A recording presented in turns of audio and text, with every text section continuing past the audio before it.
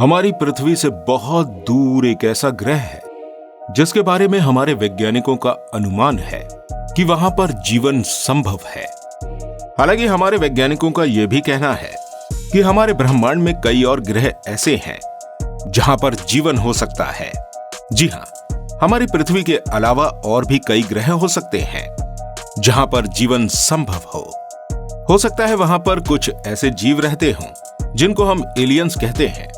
लेकिन कुछ वैज्ञानिकों का यह दावा है कि पृथ्वी से पहले जीवन मंगल ग्रह पर ही था और मंगल ग्रह के बाद ही जीवन पृथ्वी पर आया है। दोस्तों, आज की इस वीडियो में हम जानेंगे क्या मंगल ग्रह पर जीवन संभव था, और अगर था तो वो किस तरह नष्ट हो गया, और हमारी पृथ्वी पर जीवन की उत्पत्ति कैसे हुई। चलिए जानते हैं इन सब के बारे में। दोस्तों, जैसा कि आप जानते हैं कि इस ब्रह्मांड के सभी ग्रहों का जन्म तारों के द्वारा होता है, और सौरमंडल में जितने ग्रह मौजूद हैं उन सभी का जन्म हमारे सूरज से हुआ है जो एक तारा है। अब जैसा कि हमने आपको बताया कि सभी ग्रहों का जन्म सूर्य से हुआ है, और सूर्य एक बहुत ही गर्म पिंड है जिसकी वजह से सूर्य द्वारा जन्मे गए सभी ग्रह भी गर्म थे। लेकिन इन ग्रहों के जन्म के पश्चात इन ग्रहों के अंदर ऐसी कोई एनर्जी नहीं थी जिससे ये गर्म ही बने रहें। इसी वजह से समय के साथ साथ इन ग्रहों ने ठंडा होना शुरू कर दिया। यह प्रक्रिया कुछ चंद दिनों की नहीं, बल्कि इस प्रक्रिया को होने में करोड़ों सालों का समय लगा। उसके बाद इन ग्रहों का टेम्परेचर नॉर्मल हुआ। हमारे सौरमंडल में मौजूद मंगल ग्रह, जो अपने आकार में पृथ्वी से काफी छोटा है और ये सूरज से भी काफी अधिक दूरी पर मौजूद है, इसलिए इसके जन्म के बाद इस पर बहुत समय पहले ही टेम्परेचर नॉर्मल हो गया था। इधर हमारी पृथ्वी का भी जन्म हो चुका था, लेकिन यह अपने आकार में बड़े होने की वजह से और सूर्य से ज्यादा करीब होने की वजह से अपने टेम्परेचर को नॉर्मल नहीं कर पाई थी। वहीं मंगल ग्रह पर जीवन जीने के लिए अनुकूल परिस्थितियां बन चुकी थी। साथ ही साथ मंगल ग्रह पर पानी की भी उत्पत्ति हो गई थी। साल 2014 में नासा के रोवर्स ने मंगल ग्रह की एक ऐसी तस्वीर भेजी जिससे यह साबित होता है कि मंगल पर पहले पानी मौजूद था। इस तस्वीर में हमने मंगल ग्रह पर गोल पत्थर भी देखे, ऐसे गोल पत्थर जो सिर्फ पानी के बहाव के कारण ही बनते हैं। इसके अलावा इन तस्वीरों में कई नदियों की संरचनाएं भी देखने को मिल जाती हैं, जिससे यह पता चलता है कि यहां साफ पानी के सागर बहना शुरू हो गए थे। हमारे वैज्ञानिकों का मानना है कि प्लैनेट मार्स के इन्हीं महासागरों के अंदर सूक्ष्म बैक्टीरिया का जन्म हुआ होगा। और ये बात तो आप अच्छी तरह जानते हैं कि किसी भी ग्रह के ऊपर जीवन की उत्पत्ति सूक्ष्म बैक्टीरिया के द्वारा ही होती है। उसके बाद ये बैक्टीरिया बहुत ही लंबी प्रक्रिया के बाद बड़े जीवों का निर्माण करते हैं। लेकिन मंगल ग्रह पर ऐसा नहीं हो पाया, क्योंकि बैक्टीरिया बनने के बाद जब बड़े जीव बनते हैं उससे पहले ही मंगल ग्रह के ऊपर एक बहुत बड़ा एस्ट्रॉइड आकर टकरा जाता है। इस एस्ट्रॉइड के गिरने से इतनी ऊर्जा निकली जितनी हजारों परमाणु बम में होती है, और जब यह एस्ट्रॉइड मंगल ग्रह पर गिरा तब इसने मंगल की ऊपरी सतह को पूरी तरह से नष्ट कर दिया। और इसी वजह से मंगल ग्रह पर जो बैक्टीरियाज मौजूद थे उनका भी अंत हो गया। और इसी समय हमारी पृथ्वी के साथ भी कुछ अलग हुआ। एक थिया नाम का ग्रह जो हमारी पृथ्वी से आकर टकरा जाता है और हमारी पृथ्वी को 2 टुकड़ों में विभाजित कर देता है। यह टकराव इतना भयंकर था कि इस टक्कर से हमारी पृथ्वी के 2 टुकड़े बन जाते हैं। इसमें से एक टुकड़ा तो वो है जिस पर आज हम जीवन जी रहे हैं, और दूसरा टुकड़ा टूटकर चांद बन जाता है। हालांकि ये टक्कर हमारी पृथ्वी के लिए अच्छी सिद्ध हुई, क्योंकि इसी टक्कर की वजह से पृथ्वी के ऊपर जीने की अनुकूल परिस्थितियां बनी। मंगल ग्रह के ऊपर जो नदियों की संरचनाएं देखी गई थीं, उन्हें देखकर हमारे वैज्ञानिकों ने बताया है कि एस्ट्रॉइड की टक्कर होने के बाद भी मंगल ग्रह पर से पानी खत्म नहीं हुआ होगा, बल्कि तरल के रूप में वहां की धरती के नीचे मौजूद रहा होगा। इसके अलावा मंगल ग्रह पर अनगिनत ज्वालामुखी मौजूद हैं, जो कि हमारे माउंट एवरेस्ट की चोटियों से भी कई गुना ऊंची हैं। जब ये ज्वालामुखियां मंगल ग्रह पर फटी होंगी और उसके अंदर से जल वाष्प के रूप में ज्वालामुखी से पानी निकला होगा, तो इसी पानी के बादल बने होंगे और इन बादलों से यहां बारिश होना शुरू हो गई होगी। इसी वजह से मंगल ग्रह के ऊपर दोबारा से जीवन की उत्पत्ति हुई होगी। लेकिन ये दूसरी बार उत्पन्न होने वाला जीवन भी मंगल ग्रह पर ज्यादा समय तक नहीं रह सका, क्योंकि मंगल ग्रह से सूर्य की दूरी कुछ ज्यादा ही अधिक है, जिसकी वजह से यहाँ पर टेम्परेचर काफी कम रहा होगा और ये जो वर्षा का जल था ये बर्फ के रूप में परिवर्तित हो गया था। और मंगल पर इतनी ठंड होने की वजह से यहाँ मौजूद सभी बैक्टीरियाज मर गए थे और इधर हमारी पृथ्वी का टेम्परेचर नॉर्मल हो रहा था और हमारा चंद्रमा गुरुत्वाकर्षण के कारण पृथ्वी को एक सही स्थिरता प्रदान कर रहा था। और यह स्थिरता मंगल ग्रह के पास नहीं थी, क्योंकि मंगल ग्रह के पास मौजूद जो ग्रह हैं वो अपने आकार में काफी छोटे हैं और ये मंगल ग्रह को स्थिरता प्रदान नहीं कर सकते, जबकि हमारा चंद्रमा आकार में काफी बड़ा है और हमारी पृथ्वी को गुरुत्वाकर्षण स्थिरता प्रदान करता है तथा पृथ्वी को एक तरफ झुकाए रखने का काम करता है।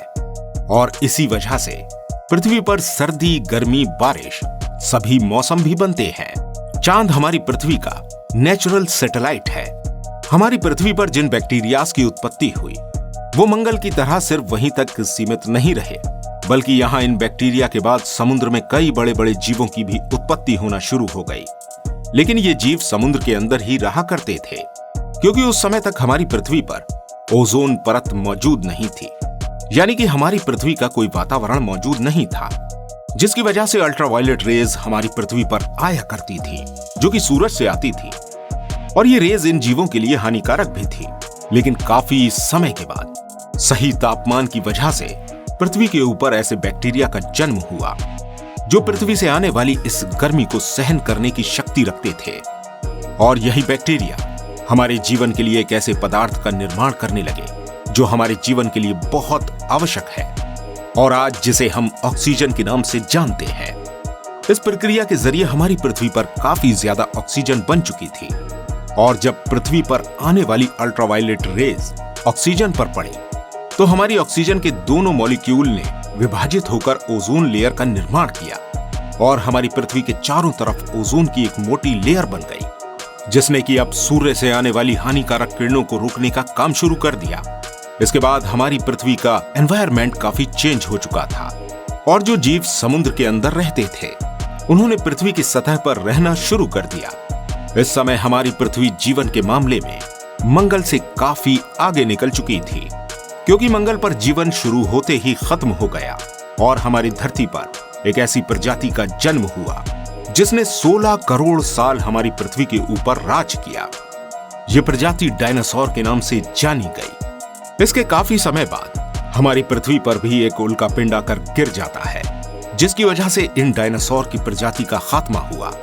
इस उल्कापिंड की वजह से हमारी पूरी पृथ्वी एक तरह से तबाह हो गई और यहाँ का तापमान कई गुना बढ़ चुका था, मानो तो आसमान से आग बरसने लगी और हमारी पृथ्वी पूरी तरह से एक आग के गोले में तब्दील हो गई। लेकिन यह घटना हमारे लिए एक वरदान साबित हुई। अगर ऐसा नहीं होता तो आज भी डायनासोर जीवित होते और हमारी पृथ्वी पर जगह जगह घूम रहे होते, क्योंकि इस महाविनाश के कारण ही डायनासोर का अंत हुआ, जिससे हमारी पृथ्वी पर मैमल्स को जीवन मिला और समय दर समय मैमल्स डेवलप होने लगे। इसके बाद इन मैमल्स की वजह से ही करीब 6 करोड़ साल पहले मनुष्य का जन्म होता है। मनुष्य जो कि बहुत बुद्धिमान प्राणी है। दोस्तों, इन सभी बातों से आपको एक चीज का अंदाजा तो हो ही गया होगा कि किसी भी ग्रह पर जीवन जीने के लिए हमें एक आदर्श वातावरण, जल, ऑक्सीजन, ओजोन लेयर, चंद्रमा तथा सूर्य सभी की आवश्यकता है। अगर किसी ग्रह पर ये सभी परिस्थितियां मौजूद हैं, तभी वहां जीवन यापन किया जा सकता है। वैज्ञानिकों का कहना है कि ब्रह्मांड में मौजूद सभी ग्रहों के अंदर अभी तक जिन पर खोज की जा चुकी है, केवल पृथ्वी ही एक ऐसा ग्रह है जहां जीवन के लिए अनुकूल परिस्थितियां मौजूद हैं। लेकिन हमारा ब्रह्मांड बहुत बड़ा है। हो सकता है पृथ्वी के अलावा और भी ऐसे ग्रह हों जहां पर जीवन जीने के लिए अनुकूल परिस्थितियां मौजूद हों और जहां जीवन संभव हो सकता है वहां एलियंस भी रहते हों। और हम सब ये बात भी अच्छी तरह जानते हैं कि जब तक हमारी पृथ्वी पर ये सही परिस्थितियां मौजूद हैं, तब तक हमारा जीवन संभव है। लेकिन जब ये परिस्थितियां बदल जाएंगी या कोई और एस्ट्रॉइड मंगल की तरह हमारी पृथ्वी पर आकर गिरता है तो पृथ्वी का नष्ट होना तय है। जैसा कि आप जानते हैं, जिस चीज का जन्म हुआ है उसका खत्म होना भी प्रकृति का एक नियम है, और हमारी पृथ्वी का भी जन्म हुआ है, यानी इसका खात्मा होना भी निश्चित है। अब देखना यह है कि मनुष्य इस धरती पर कब तक राज करता है। साथ ही एक बात यह भी कि हमारी पृथ्वी के अंत की सबसे बड़ी वजह सूर्य भी बन सकता है, क्योंकि सूर्य का आकार दिन पर दिन बढ़ता ही जा रहा है और सूर्य के अंदर इतनी ऊर्जा मौजूद है, यानी इतना ईंधन मौजूद है कि वक्त के साथ साथ जैसे जैसे इसका ईंधन खत्म होगा, वैज्ञानिकों का अनुमान है कि 2 अरब साल के बाद सूरज 15% तक बढ़ जाएगा, जिसकी वजह से इसका आकार इतना बड़ा हो सकता है कि यह हमारी पृथ्वी तक आ जाएगा और हमारी पृथ्वी को अपने अंदर समा लेगा। इसके बाद हमारी पृथ्वी का अंत निश्चित है। इस वीडियो में इतना ही। अगर आपको वीडियो पसंद आई हो तो इस वीडियो को लाइक जरूर कीजिएगा और शेयर करना बिल्कुल मत भूलिएगा। मिलते हैं आपसे अगली वीडियो में, तब तक इस चैनल को सब्सक्राइब जरूर कर लीजिएगा। Good bye.